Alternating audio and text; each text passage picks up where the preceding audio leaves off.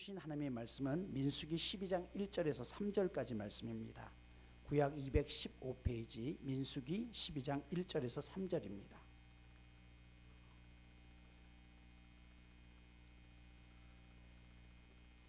모세가 굿수 여자를 취하였더니 그 굿수 여자를 취하였으므로 미리암과 아론이 모세를 비방하니라. 그들이 이르되 여호와께서 모세와만 말씀하셨느냐 우리와도 말씀하지 아니하셨느냐 하며 여호와께서 이 말을 들으셨더라. 이 사람 모세는 온유함이 지면의 모든 사람보다 더하더라. 아멘. 지난 시간 민수기 11장에서는 백성들의 원망과 불평, 하나님 앞에 원망하고 불평했던 장면이 나왔다고 한다면 12장은 지도자에 대한 불평을 다루고 있습니다. 바로 이스라엘 최고의 지도자였던 모세를 가장 가까이에서 돌보고 도와야 될 모세의 친형 아론과 미리암의 불평으로부터 오늘 본문은 시작됩니다. 자, 그 이유는 모세를 비방한 이유는 겉으로 보기에는 오늘 본문 굿수 여인, 지금 이디오피아 여인이죠. 이디오피아 여인과 결혼했다는 것 때문이에요. 학자들은 이때 모세의 본부인이었던 십보라가 죽자 정식으로 후처를 맞이했다라고 이야기를 해요. 이스라엘 백성들이 출애굽을 할 때 함께 다른 여러 민족들과 같이 출애굽을 하게 되는데 굿수 여인도 이때 함께 따라 나옵니다. 자, 1절을 보시면 모세가 굿수 여자를 취하였더니 그 굿수 여자를 취하였으므로 미리암과 아론이 모세를 비방하니라라고 이야기해요. 여기 비방하다라는 단어를 보면 여성 단수 동사로 히브리어에 쓰여져 있습니다. 다시 말해서 그리고 이름이 미리암이 먼저 나오는 것을 봐서 이 모세가 결혼한 것에 더 적극적으로 비방을 했던 사람이 미리암이다라고 이야기를 합니다. 자, 미리암은 이방 여인과의 결혼이 한마디로 이야기하면 잘못됐다는 것이에요. 그러나 하나님은 이스라엘의 혈통 유지를 위해서 가나안 7족속과의 결혼을 금지했지 성경을 보면 이방인과의 결혼 자체를 금한 것은 아닙니다. 왜냐하면 이들도 함께 이스라엘 백성들과 애굽에서 따라 나왔잖아요. 그리고 이스라엘 백성들과 함께 하나님을 섬기는 민족으로 그렇게 바뀌어갔기 때문이에요. 결국 오늘 이 미리암과 아론이 모세를 비방한 것은 지나친 비방이라는 것이죠. 그런데 주목할 것은 그들의 비방의 핵심이 이 굿수 여자에게 있는 것이 아니라 모세가 독자적으로 결정한 것에 대해서 비난하고 있는 것을 우리는 알 수가 있습니다. 오늘 본문에 보면 굿수 여자라는 단어를 2번 강조하고 2절에서 그 다음 구절에서는 이 문제와는 관계가 없는 내용을 기록함을 통해서 성경을 읽는 성도들에게 정확한 원인이 무엇인지를 알려주는 히브리서만이 가지고 있는 하나의 용법이에요. 자, 2절 보면 이렇게 문제를 제기하죠. 여호와께서 모세와만 말씀하셨느냐 우리와도 말씀하지 아니하셨느냐. 자, 이 말은 왜 모세만 이스라엘의 백성의 지도자로 서 있느냐는 것이에요. 우리도 모세 못지 않다는 것이에요. 실제로 아론은 하나님 앞에 대제사장이라는 특별한 지위를 갖게 되죠. 또 미리암 역시 여대장부였습니다. 홍해를 건너고 나서도 미리암이 하나님 앞에 찬양할 정도로 굉장히 사실은 능력이 있었던 여인이었습니다. 그런데 언제부턴가 자신의 동생이었던 모세에게만 모든 시선들이 집중되더라는 것이에요. 동생에 대한 시기가 생긴 것이죠. 그러던 과정 중에 동생이 굿수 여인과 결혼을 하게 되자 이를 빌미삼아 모세의 리더십을 비방하는 장면이 오늘 본문입니다. 하지만 이스라엘 백성의 전체 리더로 삼은 것은 모세 스스로가 원한 게 아니라 하나님이 그렇게 정해주신 것이었죠. 다시 말해서 이 비방은 하나님에 대한 도전이기도 하는 것이에요. 출애굽기 4장에 보면 이스라엘의 전체 지도자로 하나님이 분명하게 모세를 세우셨습니다. 그리고 아론은 그를 돕는 협력자로 세워주셨죠. 그러니까 이 두 사람의 행동은 하나님의 뜻과는 상관없는 자신들의 욕심에서 나온 것입니다. 리더로 세우신 하나님에 대해서도 반하는 행동인 것이죠. 더군다나 지금 이스라엘 백성들이 가나안으로 행군하는 도중에서 이 문제가 생긴다면 자칫 백성들의 마음이 흐트러질 수 있는 심각한 상황이라는 것이에요. 실제로 오늘 본문에서 우리가 놓쳐서는 안 될 두 가지 중요한 사실이 숨겨져 있어요. 첫 번째, 미리암과 아론이 모세에 대해서 불만을 이야기할 때 모세에게 직접 얘기했다고 한다면 너라라는 2인칭 단어가 사용돼야 됩니다. 그런데 모세라는 3인칭이 사용돼요. 무슨 뜻이냐? 2절에서 모세에게 직접 얘기하면 이런 거예요. 형과 누나가 야, 너한테만 하나님이 말씀하셨냐? 우리한테도 얘기했어 라고 이야기할 수 있어야 된다는 것이에요. 그런데 오늘 본문에 보면 뭐라고 하냐면 너라고 이야기하지 않고 그들이 이르되 뭐라고 했어요? 모세에만 말씀하셨느냐? 이 말은 모세에게 직접 이야기한 것이 아니라 모세 뒤에서 백성들에게 했다는 말이에요. 학자들이 이렇게 해석을 합니다. 여러분 한번 이 상황을 상상해 보세요. 자, 모세를 앞에 두고 야 모세, 너 꼭 그렇게 해야 돼. 그 결혼 문제에 있어서 우리랑은 좀 상의를 해야 될 거 아니야. 하나님이 너하고만 말했어? 우리랑도 얘기했잖아. 그렇게 하는 게 맞다는 것이에요. 그런데 너라는 단어가 빠져 있고 모세하면 옆에 있는데 그런 이제 하나님이 꼭 모세에게만 얘기했겠어? 우리한테도 우리하고도 이야기한다니까. 우리한테도 말씀하시는 분이야. 이런 뉘앙스라는 것입니다. 또 하나 중요한 사실은 바로 지난주 민수기 11장에서 이스라엘 백성들이 원망하고 불평하자 나중에 모세가 하나님 앞에 나 혼자 이 백성들을 인도하기가 너무 힘들어서 나 차라리 죽고 싶어요 라고 이야기합니다. 그때 하나님께서 어떻게 했어요? 70명의 리더와 장로들을 세워서 모세의 짐을 나누어 지게 합니다. 그런데 이때 아론과 미리암이 무엇을 하고 있었는지 성경은 언급하지 않고 있어요. 이 문제가 잠잠해지자 이제 와서 왜 모세 혼자 지도자가 되려고 하느냐 하면서 자신들의 지도자권을 주장하고 있다라는 사실이에요. 결국 하나님께서 이 사건에 직접 개입하시죠. 그리고 어떻게 해요? 내가 선택한 지도자가 누구인지를 명확하게 다시 한번 확인시켜 줍니다. 하나님은 모세와 아론과 미리암에게 회막으로 나오라고 합니다. 그리고 난 다음에 어떻게 해요? 아론과 미리암에게 진노하시고 구름이 회막 위에서 떠나갑니다.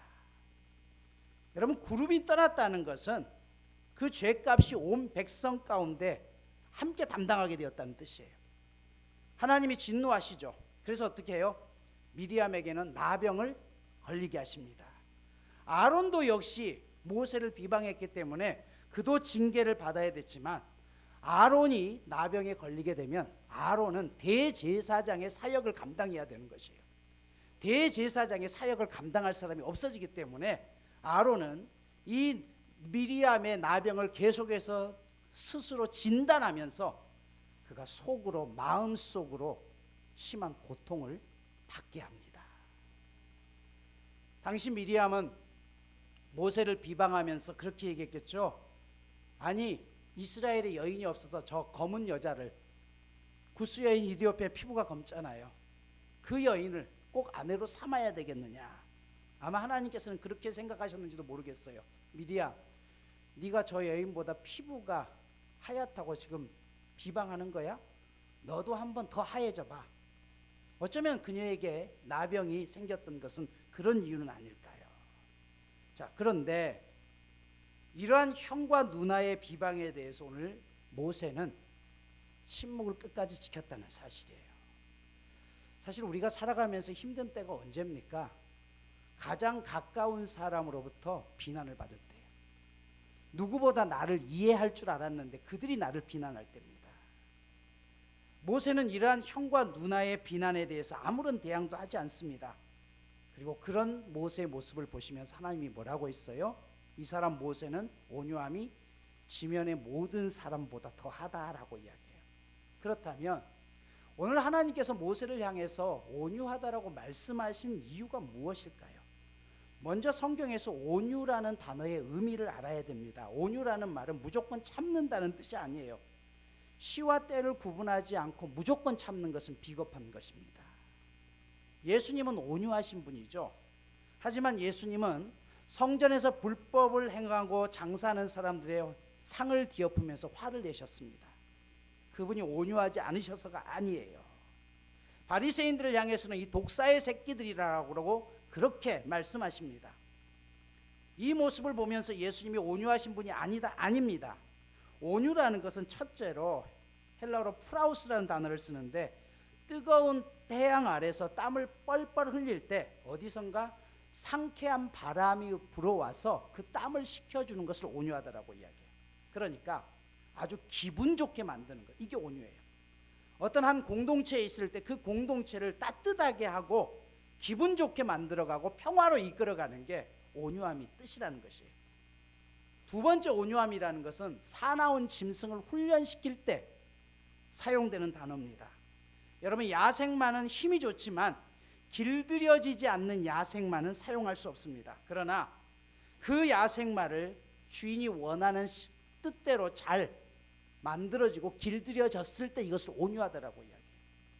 여러분, 우리가 하나님을 믿는다는 것은 우리의 생각이 있고 우리의 기준이 있지만 하나님의 뜻이라고 했을 때 내 생각을 버리는 게 바로 온유함인 것이죠. 조련사에 의해서 움직이는 사자가 힘이 없는 게 아니에요. 자기가 가진 힘을 주인의 통제 아래서 사용하는 것, 이게 온유라는 것입니다. 그렇다면 하나님께서 모세를 온유하다고 하신 이유는, 첫 번째, 모세는 하나님 안에서 자신의 생각을 통제했던 사람입니다. 모세가 왜 동족 이스라엘 여인들을 내버려 두고 구스 여인을 데려다가 결혼했느냐는 것이에요.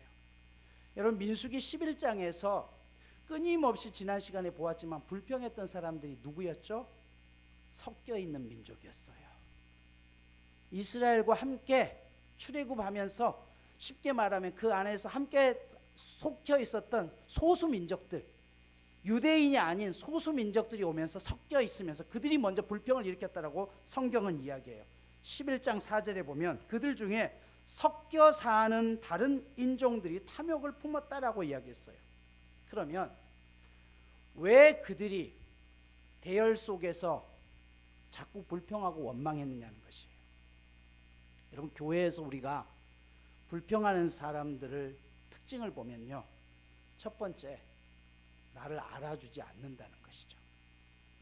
즉, 이 모세와 함께 있었던 이스라엘 민족 속에 섞여 있는 사람들은 주류가 아니에요. 비주류입니다. 쉽게 말해서 늘 소외될 수밖에 없었다는 것이에요. 똑같이 대한다고 할지라도 그들에게는 내가 이스라엘 민족이 아니니까 아무래도 우리한테 소홀할 수밖에 없다는 것이에요. 여러분, 그래서 불평이 나오는 것입니다. 모세는 그런 그들에게 지금 이야기하는 것이에요. 내가 당신들을 차별하는 것 아닙니다. 그래서 그것을 보여주기 위한 방법으로 구스 여인을 선택합니다. 예를 들어서 이런 거예요. 미국의 백인 대통령이 난 흑인을 차별하지 않습니다라고 말로만 하기보다는 흑인 여인을 데려다가 왕비, 그러니까 대통령의 부인, 영부인으로 삼은다고 한다면 이게 말로 하는 것보다 훨씬 더 흑인들 사이에서는 어때요? 공감을 하는 것이죠. 아, 대통령이 우리 흑인들을 결코 차별하지 않는구나.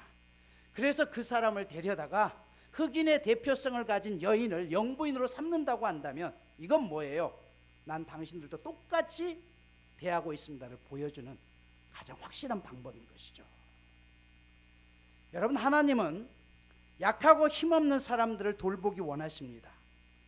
모세가 섞여 있는 인종 가운데서 아내를 선택함으로 나는 당신들 역시 똑같은 우리 민족으로 생각합니다라고 보여주는 사건이 이 구스 여인을 아내로 삼았다는 것이에요.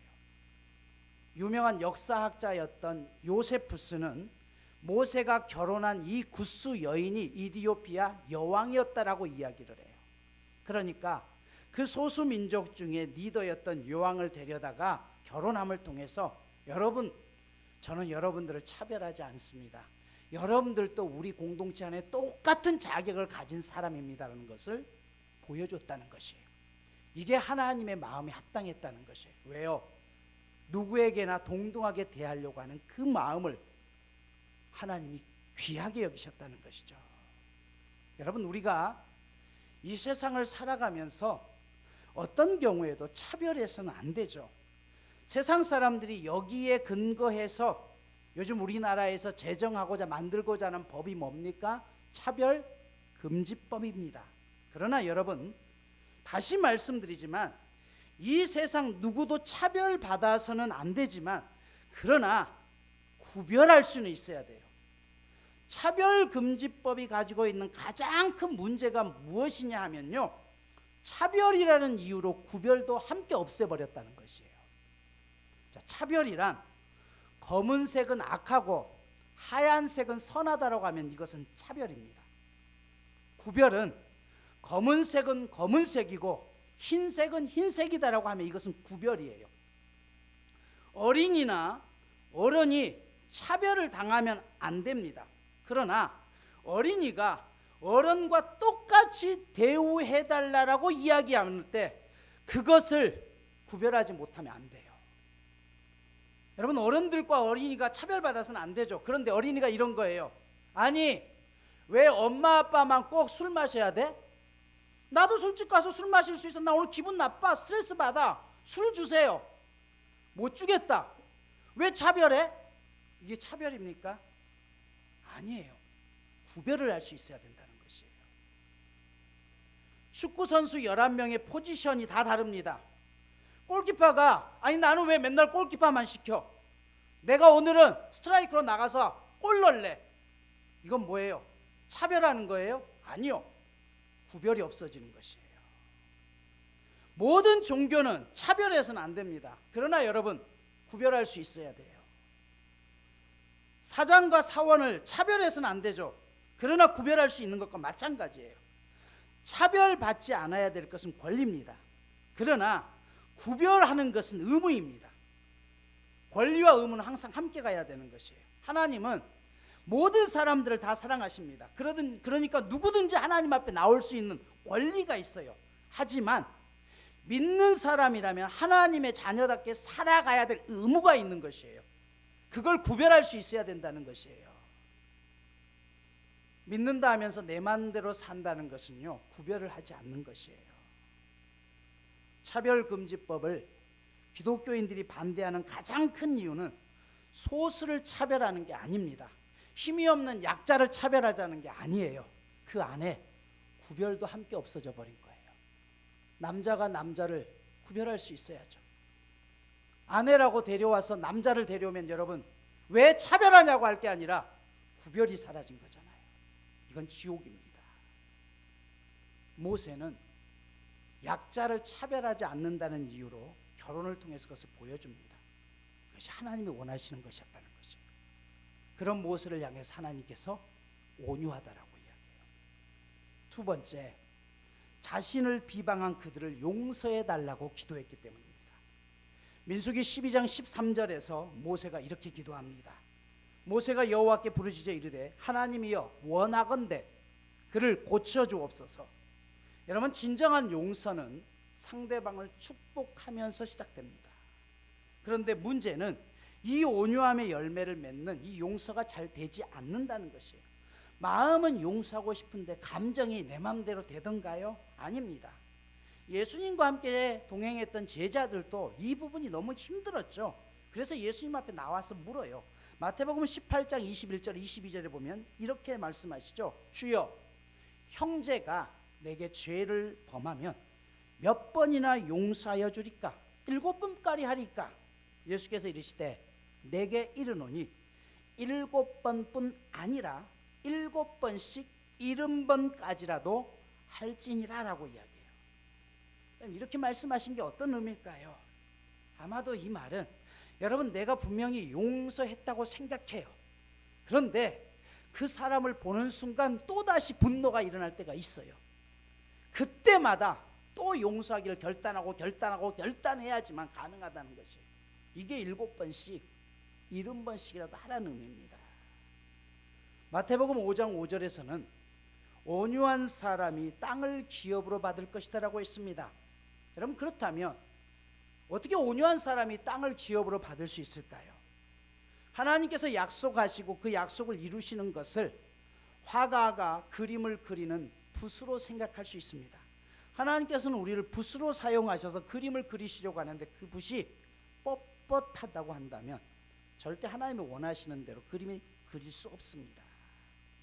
이렇게 볼 때 하나님이 원하시는 모양으로 내가 빚어져 가는 것, 이것을 온유라고 이야기합니다. 예수님은 그 온유한 모습으로 십자가를 지십니다. 자신을 십자가에 못 박은 사람들을 향해서 뭐라고 해요? 하나님, 아버지, 저들은 저들이 하는 일을 알지 못하니 저들을 용서해 달라고 기도합니다. 그런데 여러분, 얼마나 놀라운 일이 일어납니까? 사람들은 십자가에 못 박히신 그 예수님이 십자가에서 내려와서 그 능력으로 노마를 싹 쓸어버려서 그 승리를 얻기를 원했습니다. 하지만 예수님은 바보처럼 십자가에서 죽으셨어요. 하지만 그 땅이 나중에 어떻게 됩니까? 그를 죽였던 그 로마 땅이 나중에는 복음화가 됩니다. 이게 온유함입니다. 다윗을 보십시오. 다윗이 사울에게 쫓겨다니면서 사울을 죽일 수 있는 기회가 2번이나 있었습니다. 그러나 그는 하나님 앞에 기름 부음을 받았던 사울을 절대 그렇게 대하지 않았죠. 사울만 없으면 자신의 인생이 꽃이 필 수 있는데 다윗은 그렇게 하지 않았어요. 바보스러운 짓처럼 보였습니다. 그런데 나중에 그가 이스라엘을 통합하는 왕이 되죠. 더 놀라운 사실은 그가 왕위에 있을 때 아들 압살롬으로부터 왕권을 빼앗기고 맨발로 몇 명의 장수들과 함께 급하게 도망을 갈 때였습니다. 그때 사울 왕 가문에 속해 있었던 베냐민 지파 가운데 이 베냐민 지파의 리더였던 시므이라는 사람이 나타나서 뭐라고 이야기해요? 도망가는 다윗을 향해서 그렇게 얘기를 하죠. 야, 이 빌어먹을 놈아, 네가 우리 왕 대신에, 사울 왕 대신에 그 자리에 오르더니 꼴 좋다 이놈아, 내 그럴 줄 알았어. 그러자 다윗의 옆에 있던 측근 장수들이 어떻게 얘기해요? 저놈 죽여버립시다. 다윗이 뭐라고 이야기합니까? 내버려둬라. 혹시 하나님께서 이것을 불쌍히 여기셔서 이 일이 나중에 오히려 득이 될 줄 알겠느냐. 그렇게 도망을 갔습니다. 그리고 쿠데타가 이제 해결되어서 다윗이 다시 왕권을 찾았을 때였죠. 이제 문제가 생깁니다.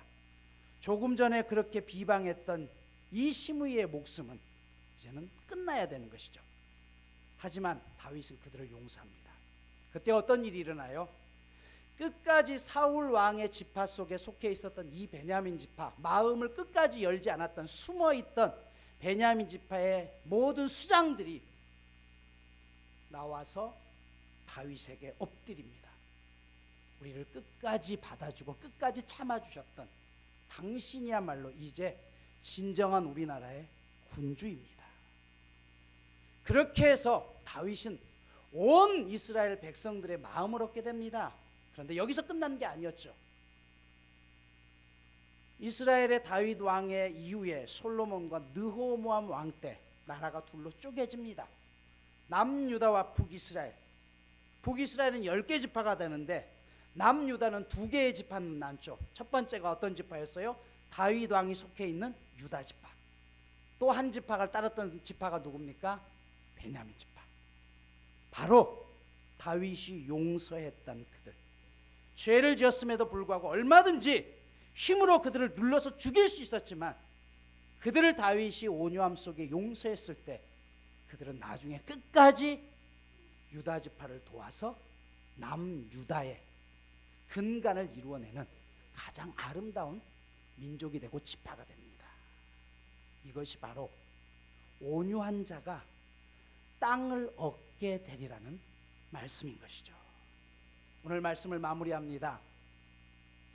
민수기 12장에서 모세의 친족인 아론과 미리암이 모세가 구스 여인과 결혼한 것에 대해서 비방합니다.